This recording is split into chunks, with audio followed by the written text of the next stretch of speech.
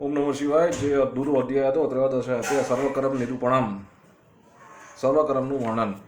એમાં આ પ્રમાણે સપિંડને દિવસે દાન આપીને બ્રાહ્મણ એ કે ચંડાલ જે કોઈ મનુષ્ય આવે તે સર્વેને અન્નદાન આપવું. સપિંડી કર્યા બાદ પર્વ શુદ્ધિ દરેક મહિનાની મૃત્યુતિથિએ પિંડને જળકુંભ આપવો. કૃતસ્ય કર્ણમ નાસ્તિ પ્રેતકાર્યાદ દ્રતે ખગ પ્રેતાથ થુ પુનઃ કુર્યા દક્ષ્ય તૃપ્તિ હેત્વે અતો વિશેષમ વક્ષ્યામિ માસિકસ્ય શાબ્દિકસ્ય પાથિકસ્ય વિશેષમ ચ વિશેષમ તિથિષુ મૃતે પૌર્ણમાસ્ય મૃતો યસ્તુ ચતુર્થી તસ્ય ઉનિકા ચતુર્થ્યા તુ મૃતો યસ્તુ નવમી તસ્ય ઉનિકા. જે કર્મ એકવાર કર્યું હોય તે ફરીથી કરવું નહીં, પણ પ્રેતની અખંડ તૃપ્તિ અર્થે તેને ફરીથી કરવું જોઈએ.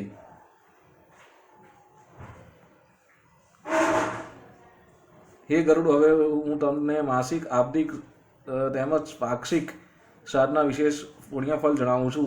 જો પૂનમે મૃત્યુ થયું હોય તો તેને પાક્ષિક શ્રાદ્ધની તિથિ ચોથ ગણવી અને ચોથના દિવસે મૃત્યુ પામનાર પાક્ષિક તિથિ નોમ ગણવી જોઈએ. બરાબર, 5 દિવસ છોડી.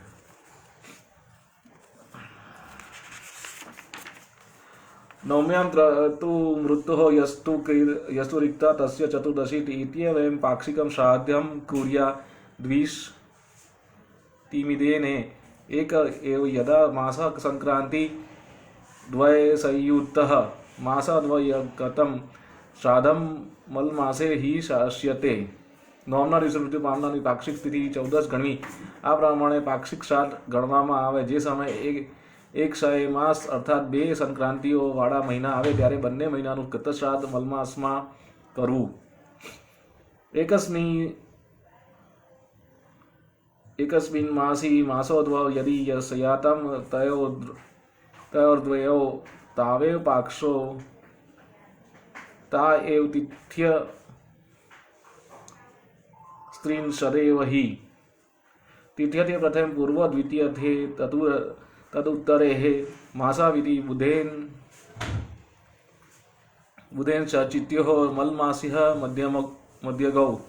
જો એક માસમાં 2 માસ આવતા હોય તો બંને મહિનાનું કર્મ એક જ માસમાં કરવું જોઈએ. તેમાં પ્રથમ તિથિના અડધામાં પહેલા માસનું અને બીજી તિથિના અડધામાં બીજા માસનું કર્મ કરવું. આમ 2 મહિના એકઠા આવે તો વિદ્વાને એ પ્રમાણે વિચારપૂર્વક કરવું. અસંક્રાંતે ચ કર્તવ્યમ સપિંડીકરણમ ખગ તથૈવ માસિક શ્રાદ્ધમ વાર્ષિકમ પ્રથમમ તથા સંવત્સરયઃ મધ્યે તુ યાદિ સ્યાદહિ માસક તદા ત્રયોદશે માસિકિહ પ્રેતસ્ય વાર્ષિકે પિંડવર્જ સંક્રાંતે પિંડ સંયુક્તમ પ્રતિ સંવત્સરમ શ્રાદ્ધમેવં માસદ્વયેપી ચ. હે ગરુડ, અધિક માસ હોય તો પણ સપિંડીકરણ માસિક તેમજ પ્રથમ વાર્ષિક શ્રાદ્ધ તે માસમાં કરવા. મૃત્યુ પામ્યા પછીના વર્ષ સુધી જો અધિક માસ આવે તો મનના હિત માટે 1 વર્ષમાં જે કામ કરવાના હોય તે શુદ્ધ માસમાં જ કરવા. મલ માસમાં બીજો માસ્યો આવે તો મલમાસની વરણતિથિ નિષ્ફળ ન થવા દેતા માત્ર બ્રહ્મ ભોજન કરાવી પવિત્ર મહિનામાં સપિંડક શ્રાદ્ધ કરવું. એવં સંવત્સરે પૂર્ણે વાર્ષિકમ શ્રાદ્ધ માચરેતઃ તસ્મિન નપી વિશેષણ ભોજનીય દ્વિજાતાય કુર્યાત સંવત્સરઃ દૂર્ધ્વ શ્રાદ્ધે પિંડ ત્રેહમ સદા એકોદિષ્ટમ ન કર્તવ્યમ તેન સ્યાત પિતૃઘાતક. એટલે આ મળમાં છે. એટલે હવે આ આવે અધિક મહિનો આવે જે આપણે જેઠ આવવાનો છે એનું કીધું છે. આ રીતે કયા પ્રમાણે શ્રાદ્ધ કરીને વર્ષ પૂરું થાય ત્યારે વાર્ષિક શ્રાદ્ધ કરવું જોઈએ. આ શ્રાદ્ધમાં મોટે ભાગે બ્રહ્મ ભોજન કરાવવું. વાર્ષિક શ્રાદ્ધ કર્યા બાદ જે શ્રાદ્ધની જરૂરિયાત હોય તે પિંડ સહિત કરવું. જો કોઈ એક પિંડક શ્રાદ્ધ કરે તો તે પિતૃઓને ઘાતક થાય છે. તીર્થ શ્રાદ્ધમ ગયા શ્રાદ્ધમ ગચ્છાયમ ચ પિતૃકમ અપદ મધ્યેન કુર્વિત ગ્રહણે ન યુગાદિષુ યદા પુત્રેણ વેય કાર્ય ગયા શ્રાદ્ધન ખંગેશ્વર તદા સંવત્સરા દૂર્ધ્વ કર્તવ્યમ પિતૃભક્તિતઃ. વાર્ષિક શ્રાદ્ધ થયું ન હોય ત્યાં સુધી તીર્થ શ્રાદ્ધ, ગયા શ્રાદ્ધ કરવાની ઈચ્છા કે પર્વ નિમિત્ત શ્રાદ્ધ, ગ્રહણ શ્રાદ્ધ કે યુગાદિ શ્રાદ્ધ પણ કરવા નહીં. જો પુત્રને ગયા શ્રાદ્ધ કરવાની ઈચ્છા હોય તો તેણે વર્ષી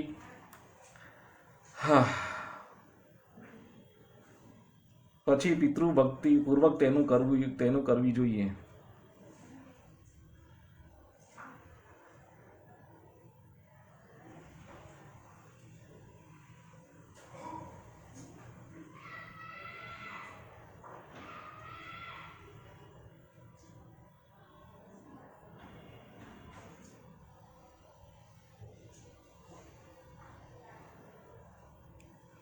ગયા શાદત પ્રમુચ્યંતે પિત્રો ભવસાગરત ગદાધર અનુગ્रहेण તે યાન્તિ પરમામ ગતિમ તુલસી મજરી વિશ્ચ પૂજ્યેત વિષ્ણુ પાદુકમ તસ્ય લવદીતિ તેષુ પિંડાધ્યાધ્યાથાક્રમમ ઉદરેત્સત ગોત્રાણી કુલ મે કોત્તરમ શતમ શમી પત્ર પ્રમાણેન પિંડમ દગ્યા શિરે.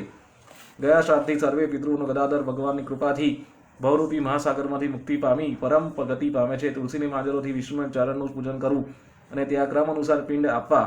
ગયા તીર્થ પર જો શમીના 15 જેટલા પિંડ મૂકવામાં આવે તો તેનાથી 7 ગોત્ર અને 7100 કુળનો ઉદ્ધાર થઈ શકે છે. ગયા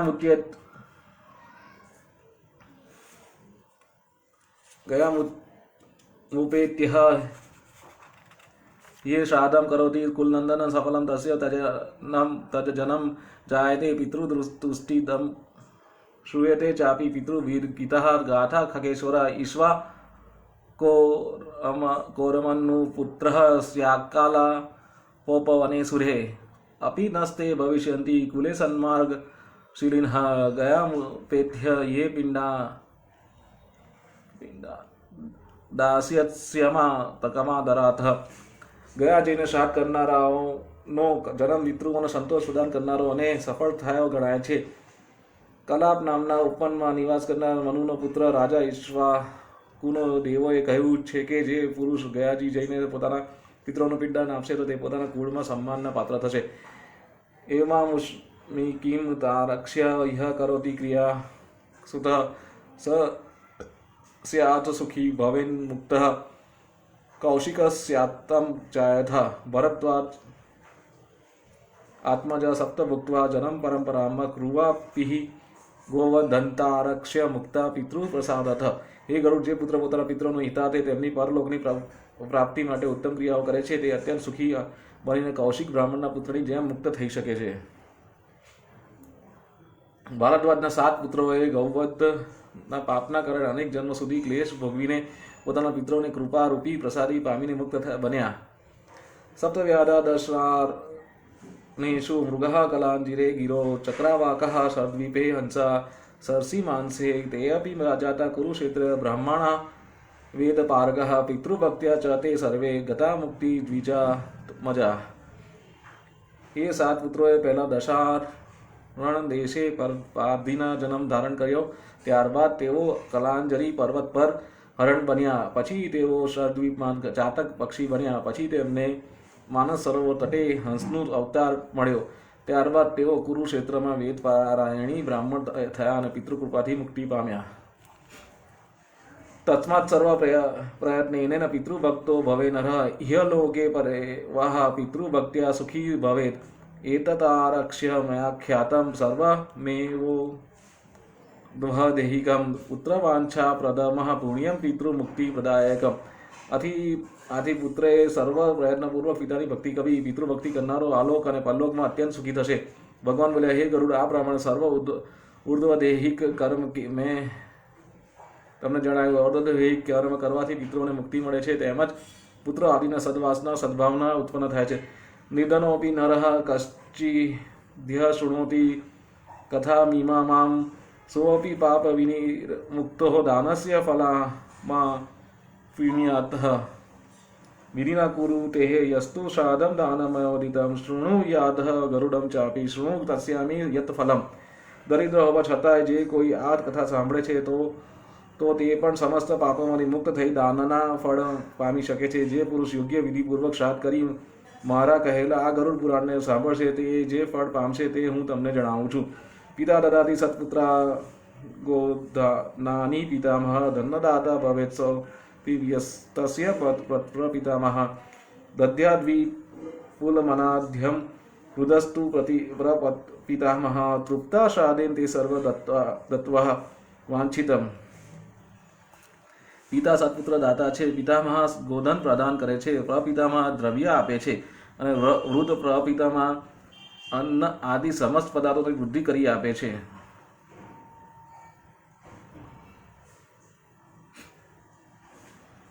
આ સિવાયના અન્ય મનોરથા પણ પિતૃઓને સંતોષ પામીને પૂર્ણ કરી દે છે.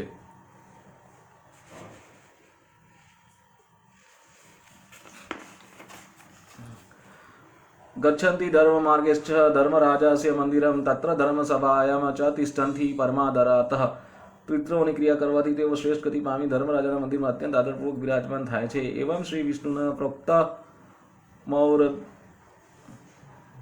દ્વહ દાન સંભુદ્વવમ શ્રુત્વા મહાત્મય યમ તુલમ ગરુડ હર્ષમાગતઃ.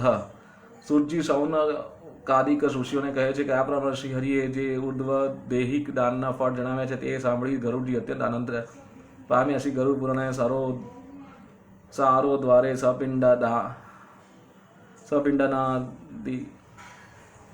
પિંડનાદિ સર્વકર્મ નિરૂપણો નમઃ ત્રયોદશોમાં અધ્યાય સમાપ્ત. સાકીર્તન શ્રી શેષાચલ પરા બિરાજ શ્રી વેંકટેશ અવતારાયણ શ્રીમદ નારાયણ નારાયણ લક્ષ્મી નારાયણ નારાયણ અજાડ ચેતન કા અંતર્યામી અખિલ જગત દિન હિત કારાયણ શ્રીમદ નારાયણ નારાયણ લક્ષ્મી નારાયણ નારાયણ નારાયણ પ્રથમ પુત્ર બ્રહ્મા को सीजे वेद मंत्र उच्चारण श्रीमद नारायण नारायण लक्ष्मी नारायण नारायण हयग्रीव से होए वेद फिर लाए ब्रह्मा कष्ट निवारण श्रीमद नारायण नारायण लक्ष्मी नारायण नारायण दैत्य को मार भूमि को लाए वरारूप को धारण श्रीमद नारायण नारायण लक्ष्मी नारायण नारायण.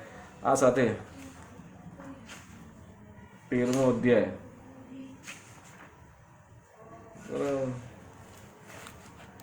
ત્રયોદશો અધ્યાય સર્વકર્મ નિરૂપણમ સમાપ્ત થયો, સંપૂર્ણ થયો.